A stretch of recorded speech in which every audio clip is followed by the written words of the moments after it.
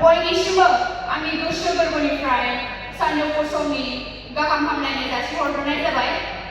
दिनैनि बे हाबाफारियाव थामहिनबा मिरु दुलाराय बर' फरायसा आफादनि 57थि थान्दै जौखोन्दोआव थुनलाइयारि बादायलायनाय हाबाफारियाव गायसंनानै होजानाय सारियाव जिरायनाय बिजिरगिरि सार आरो मेडाममोन, लोगोसे गुबुन गुबुन फरायसालिमा आरो मुलुगसोलोंसालिमानिफ्राय नुजाफैनो हानाय फरायसा फरायसुलि लोगो नोंथांमोन, आं नोंसि थिनानै होखानाय बर' खन्थाइ आवरायनो सिगांदों।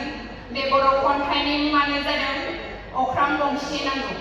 बे खन्थाइखौ सुजुदोंमोन मानगोनां बिथां ब्रजेन्द्र कुमार ब्रह्म।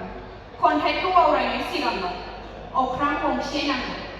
गंसे अख्रांनि आंखाल जोंहा, नांगौ जोंनो दिनै उदां गोथार बार, जायनि थांखियाव गुसेब सिमानि हाबिलास गैया।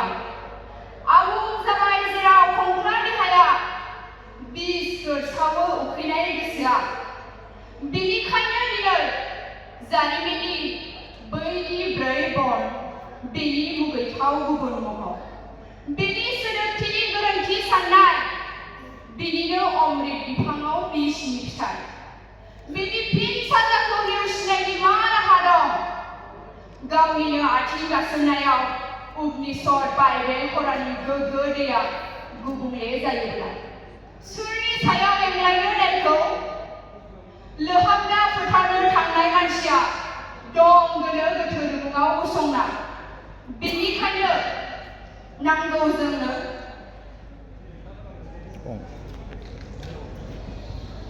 दावथुआ हालाय हाफाय बिरबायब्लाबो फानजारि गंसेनि सिमाखौनो बारग'नो खाबुखौ मोनाखै दाबो। बेनिखायनो नांगौ जोंनो गंसे अख्रां। गोजोन्थों।